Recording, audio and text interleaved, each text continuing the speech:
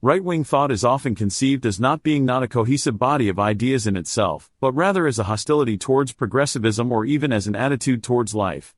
While this may be true, the various strands of thought that make up conservatism or reaction have a fixed, timeless basis in reality that is as old as humanity itself, albeit one which varies based on time and place. Because of this transience, it can be hard to describe what the basis of this hostility towards progress might be. Rather than begin from scratch, it helps to have a non-conservative state of what the basis for progress is and have it become abundantly clear why one should be hostile to this tendency. In recent years, YouTube's recommended bar has been dominated, often completely, by a single tech engineer podcaster. Due to an interest in primates and human evolution, I listened to his interview with Richard Wrangham, an expert in primates and human evolution. The commentary on societal progress was at once so rational and yet so off-putting that I have since seen it as the perfect statement of progressivism to make the reaction become clear. The interview is a discussion of human nature and the innate tendency to violence.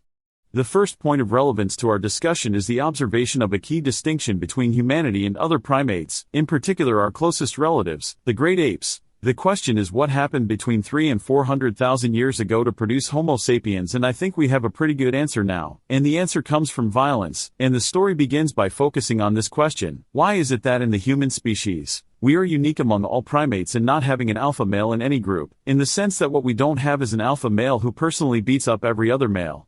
Before people immediately harp on this point insisting humans do in fact have alpha males, the point that some men in different situations are able to dominate the rest and that these individuals can be referred to as alpha is not in dispute. Rather, the difference is that in other primates a single male is able to physically dominate all the rest, monopolizing power in the group. Alphas as understood this way do not exist among humans. Neither among the human race as a whole is there a single individual who is capable of beating into submission any other individual he views as a challenge. Nor is there in any country, even the ones which are most lawless and least developed, a single individual capable of beating up any other individual in their nation.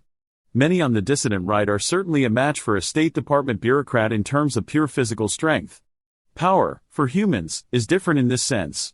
Power may take the form of physical violence, but can also come from wealth, sexual attraction, etc., to name just a few examples. Many are gifted with various of these means to power in different combinations and can use them to be dominant in particular situations. More are not, and would most likely not be considered alphas anywhere. The objective fact we can take from the above excerpt is that power, while distributed unequally among humans, is distributed among members rather than being the monopoly of a single alpha male. Wrangham goes on to make the importance of this observation to the social organization very clear. Only in humans do you have a system by which any male who tries to bully others and become the equivalent to an alpha gorilla, or an alpha chimpanzee, or an alpha bonobo, or an alpha baboon, or anything like that, any male who tries to do that in humans gets taken down by a coalition of beta males. The majority is stronger than the minority in humans. Thus the leftist sloganeering about the many and the few is in a technical sense correct, but not in the sense they mean it, since in supporting the majority they are in fact serving power, rather than opposing power in the name of an oppressed majority as they suppose. The implication of this is that, in its primordial state, coercion in human society is of the majority against the minority. Those who conform and comprise the majority in X dispute subdue the minority who do not. Rather than a wealthy, powerful minority abusing its weak subjects, it is instead the coalition of weak subjects who are capable of dominating the minority, even though each of its members may be stronger than any individual member of the crowd. As Wrangham describes it, I think that Homo sapiens is a species characterized by the suppression of reactive aggression as a kind of incidental consequence of the suppression of the alpha male, and the story of our species is the story of how the beta males took charge and have been responsible for the generation of a new kind of human, and incidentally for imposing on the society a new set of values, because when those beta males discovered that they could take out the previous alpha male and continue to do so, because in every generation there will always be some male who says maybe I'll become the alpha male, and so they just keep chopping them down, and discovering that they also obviously discovered that they could kill anybody in the group, females, young males, anybody who didn't follow their values. The elites who have survived and created/perpetuated civilization are those who have found strategies to deal with this, means of pacifying this beta majority. This may seem to contradict elite theory, but it in fact explains it. This is the reason why elites need to organize, in the absence of using myths to motivate them into compliance, monopolies of technological innovation to counterbalance their numerical advantage, or some other means of concentrating resources in their clique. They are subject to the mob, When they do use such means to dominate the mob, they are able to avoid conflict and assert themselves, since absent group conflict they are superior. This naturally splits into two coalitions, the majority of elites who control and pacify with the support of the non-elites who are self-sufficient despite not being in the elite clique, and the disaffected elites who defect and recruit the majority to overpower the elites in control. Progressives are the second category. When they apply Marxist criticism to society, it is the reverse of their own self-image. Rather than preventing the powerful from oppressing the weak, they are urging society to drop the conventions that keep society peaceful, and as worshippers of power, to impose a state of conformity on its would-be elites. The progressive rebuttal to this is easy to anticipate. The majority being pacified is not in their interest, and there is no inherent reason why a minority imposing such a situation on the mob is no different than them imposing a status quo on the elite minority.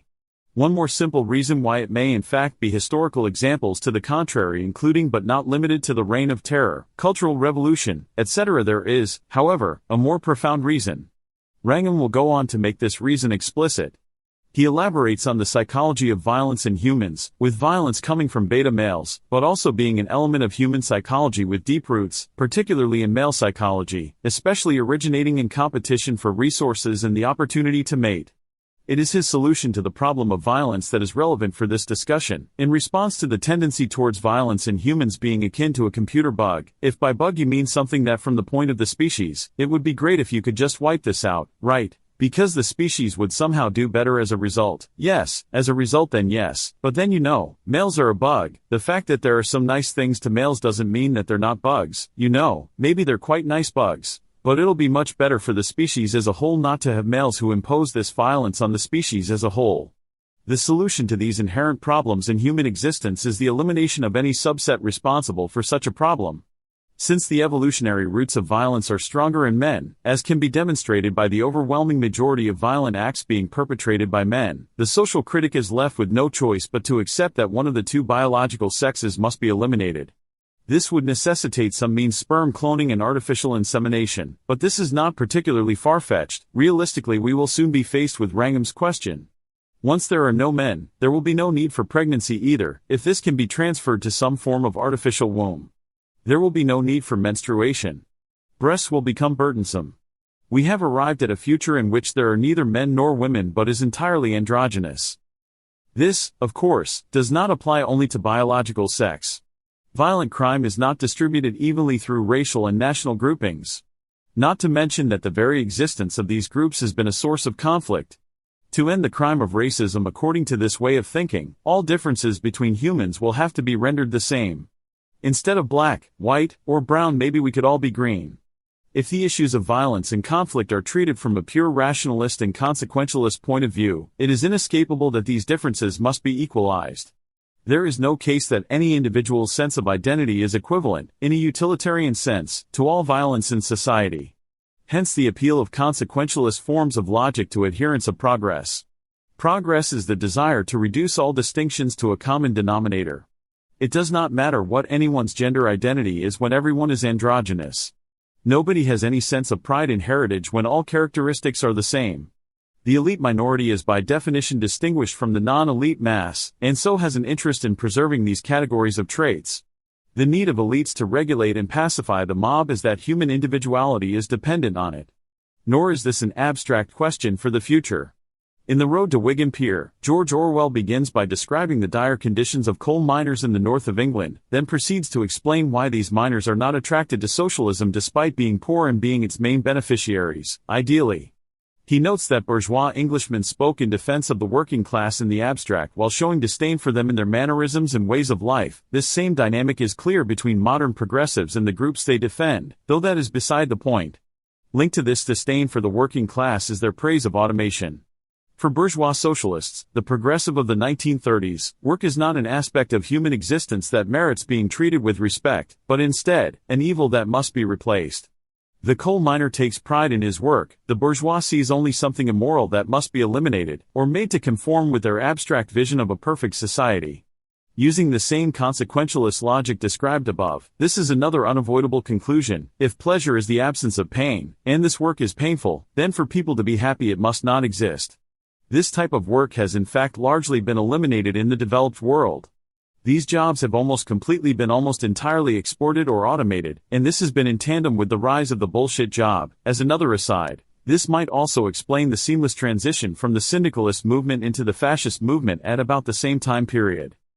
But is this related to the point about majorities and violence described in the opening paragraphs? The most salient point about crowds, pointed out by Laban, Trotter, Canetti, etc., is that individual traits dissipate in them, and reason is replaced by emotion. Hence cohesion and individuality are replaced by emotional outrage at unfairness, and distinctions of individuals are replaced by a generic crowd identity.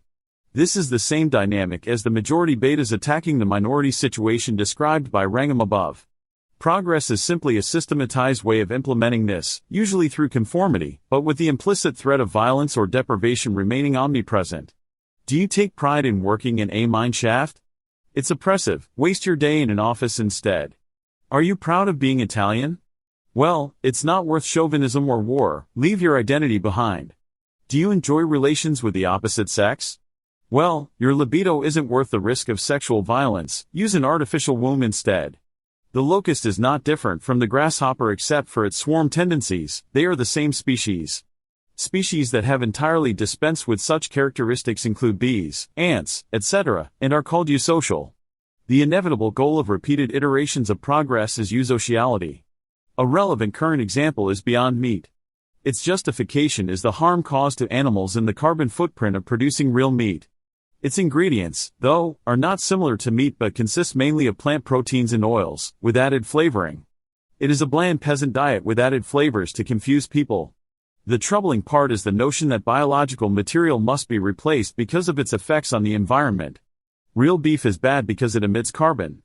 Who else is an animal that emits carbon? The mob will replace you with a machine if you get in the way of their emotionally driven image of a perfect society. So what does this say about the conservative temperament? Being right-wing or reactionary will take on different forms for different peoples, but some principles will serve as outlines. In the absence of organized power structures, majorities are stronger than any individual and will be able to coerce any individual into compliance who shows any trait that offends the majority. Thus in any given territory, reactionaries will want minorities to organize, use foundational myths, concentrated wealth, monopolies of technological innovation, and enforce laws within controlled territories in order to keep the majority under control. Elites will have natural distinctions in the form of characteristic X. Progressives will try to stir outrage at characteristic X to sway majorities to their side, and in doing so spread chaos with the ultimate goal of suppressing characteristic X in all members. Thus reactionaries must stand by all traits they view as aesthetic, and use all means to avoid the debate or propagation of any consequentialist, democratic, etc. notions that undermine any such characteristic. The alternative is a eusocial, progressive ant colony.